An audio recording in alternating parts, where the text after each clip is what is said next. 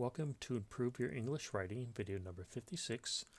This is part 3 of a 6-part series on formatting numbers. In this video, we'll specifically discuss money and addresses, which are rules 79 and 80. If you'd like to get notifications for this series, please click subscribe. If you like the video or you think others will find it useful, please click like. And check out links to videos and books in the description, like a link to the companion volume here, which one of the big benefits is it has more examples. So let's get to Rule 79. So Rule 79 says, express a monetary amount with a dollar symbol right here and figures. For an amount under $1, use figures and the word cents. So some examples are, my rent is $1,800 per month. So since this is a monetary amount, we use the dollar symbol and a figure.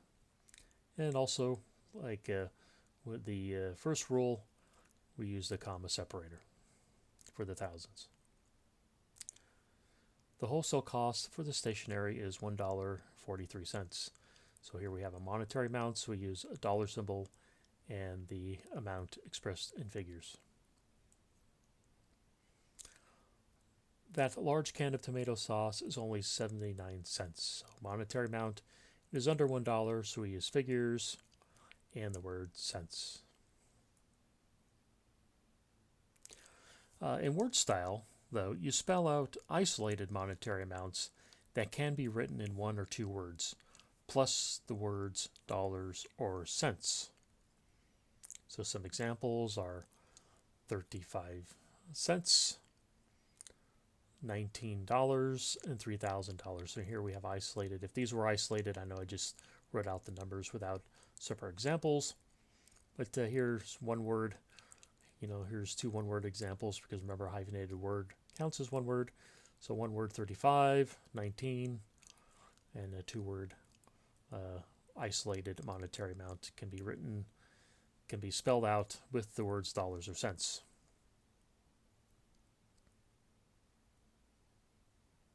What about amounts under $1?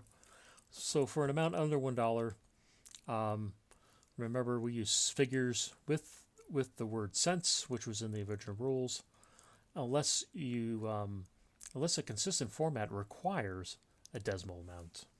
So for consistency, you can write 35 cents in this format if you need a consistent format. And then further, we use a 0 before the decimal point. So don't forget to, or some people may omit this 0 right here, but we insert the 0 here. So some examples is, for 75 cents, you can purchase the newspaper. This is just the rule from the first slide, or the previous slide, which is just repeated here in this bullet. And then a head of lettuce is $1.95, and a large onion is 65 cents. So this is following this, $1.95 is following the standard rule, where we use the dollar symbol and figures. And then, this rule here says, we spell out amounts under $1 with figures and cents, but we can use this format here unless we need a consistent format, which we do. We should use consistent formatting for these two amounts here. So in that case, we would use the consistent format to expressing this, 65 cents instead of writing out or using 65 in the word cents. You just write it this way for an amount under $1. What about even monetary amounts, meaning on the dollar, like 100, 150? So for an even monetary amount, like $5, the decimal point and zeros are not required. So it's this first one, not the second one, or they're not required. You are not required to write the decimal point and the zeros, unless emphasis is needed or consistent format is required, like in a list, a table, or a sentence. So basically, for an even monetary amount, no period and zeros unless you need it for emphasis or consistency. So for example, the dress ranged online from $100 to $125. you would just omit the period and zeros. But can you believe I found this belt for exactly $15? So this person wanted to emphasize the even amount, so the zeros were added for emphasis, or they could have written it without the period and zeros. Would have been correct either way, but they decided to include the period and zeros for emphasis. The pack of brushes is $9, or each brush is 95 cents. So once again, we have somewhat of the previous example here. Someone decided to use a consistent format. They decided that, or emphasis. So the even monetary amount is written out here. And for consistent format, then this amount under $1 is expressed in this format instead of having 95 in the word cents. So when I put this was then for consistency, can be done for consistent zeros or for consistency or for emphasis. This is one option. Basically, they knowingly did this or wrote it this way.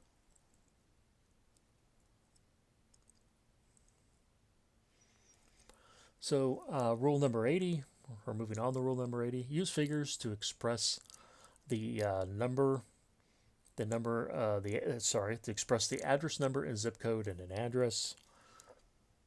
For a numbered street number, that's like first, second, third street, spell out first to ninth and use figures for above ninth. So you would write 3rd Avenue, you'd spell out, remember spell out under 9th, so you'd write 3rd Avenue, but you'd write 10th Street because it's above 9. Do not abbreviate the state or street name. So you would not abbreviate Arkansas, or you would not abbreviate Illinois Avenue or Drive. Do not abbreviate these. So once again, use figures for the address number and zip code, and you spell out first to ninth. But just for clarification, the Chicago manual style does spell out street names or numbered street names first through 100th. So normally you just do up to 9th, but the Chicago manual style will do up to 100. And the Greg's reference manual recommends using the word 1 instead of the number 1 or the figure 1 for an address number to improve clarity, like 1 Main Street. It just recommends this. It's not required. So some examples is I live at 4550 Live Oak Way. Remember, there's no comma separator in an address. So here we would have the address number is written using a figure with no comma separator, like this. I live at 914 3rd Street. So once again, you have a address numbers expressed in figures. 3rd. So for a number street, we spell out 1st through 9th. This is 3rd, so we would spell it out 3rd Avenue. I live at 6109 44th Avenue. So once again, the 6109 is the address number, written as a figure, no comma separator, because it's an address. 44th, because we use figures because it's above 9th. But just to note, Chicago manual style would write this, I live at 6149, and it would actually spell out 44th Avenue. So if you're wondering why you've seen it both ways, it's because probably maybe the book or whatever you're writing it was following the Chicago manual style, and you've seen it written this way, and you've probably seen it written this way, and you're probably wondering which way is the right way. Well, it depends on what manual or which style guide you're using. But most will write 44th using figures.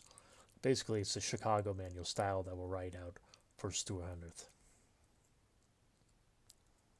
So continuing, I want to discuss the formatting of addresses on like an envelope, or when you see it in a sentence. Where do all those commas go? It's usually the question, where do all the commas go in an address? So I'm going to cover that now. And the first one I'm going to call is the envelope formatting, like you're writing it on an envelope to mail to somebody. Well, basically, the first line of an address, you place the address number and the street name on the first line without a comma between them. any apartment number or room number follows on the first line, separated with a comma. And I have examples. The second line, you put the city, state, and zip code on the second line. Place a comma only between the city and the state. So here's the first example. So if you had this address of 914 3rd Street, Kirtland, Ohio, with the zip code. So the first line is you have the address number, you have the street name, 3rd Street. So you do not put a comma between them. If we had an apartment number or a room number, we would put a comma and then whatever it was. On the second line, we put city, state, and zip code. On the second line, with a comma only between the city and the state. So next example. Once again, we have a 220 Cornwall Road, apartment 42, Woodside, California, with that zip.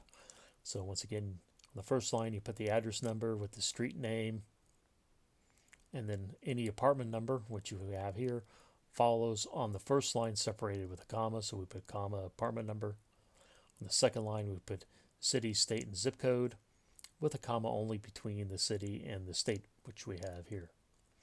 So this is how you'd format this, writing it on an envelope. So now let's discuss what I call sentence format, meaning you're now turning that envelope format. You're writing it out in a sentence. You're not writing it on an envelope. How would you do that? Well, the good news is we just went over what I call envelope formatting.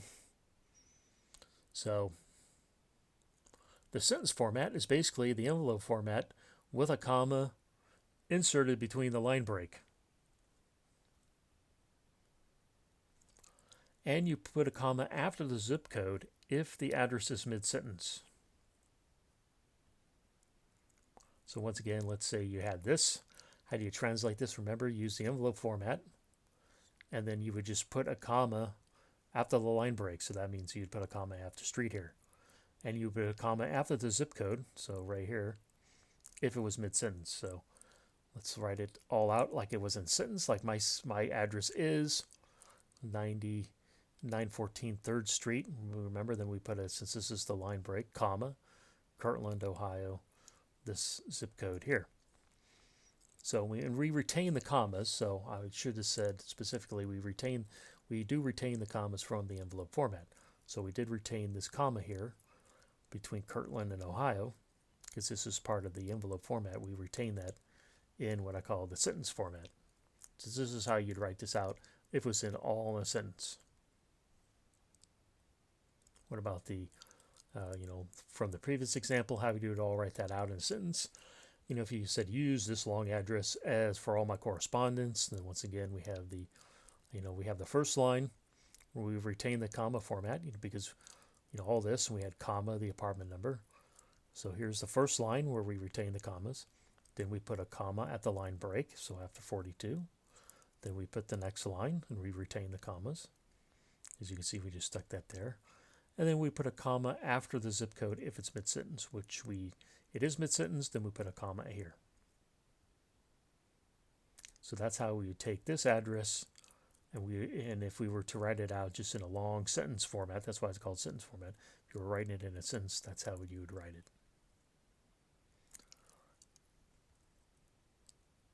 So now what happens if you are writing stuff out in what I call sentence format, but you don't include certain elements? Like let's say you didn't, you left out certain elements of the address of this. Someone didn't write the complete address. They just give you parts of it, or you're only going to provide parts of it. Well, sentence format with omitted information. So what you do is you just write the sentence format and just include the parts. Just if you're missing a part, or you just write the parts, you keep all the commas there. So you just omit any of the words or information that's omitted. So let's say if you had this full address here and you decided just to write portions of it, let's say you decided not to write the address number or include the zip code. I live on 3rd Street, Kirtland, Ohio. So, we have a comma after the break, and we would put a comma after, from the omitted material. We just put a comma here, so we omitted the street address and the zip code. So we just write it that way. We just wrote it all out. We just omitted those two. So the format, because the question always is, where did all the commas come? So if you just think about it, this is how I think about it. If you just think about it this way, you just write it this way. You just keep all the same commas. What about this? Here's the full one. You're going to write this this is the full address. And now you're just writing it without some of the information. Well, you just keep all the same commas. So use my address in Woodside, California for all correspondence. So, here they've omitted the whole first line, and they've omitted the zip code.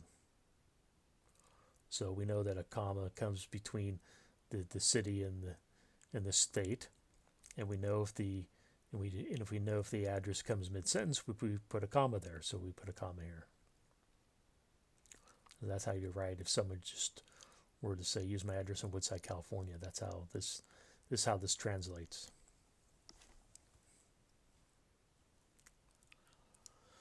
So what about street abbreviations? Now remember, the original rule said don't abbreviate anything.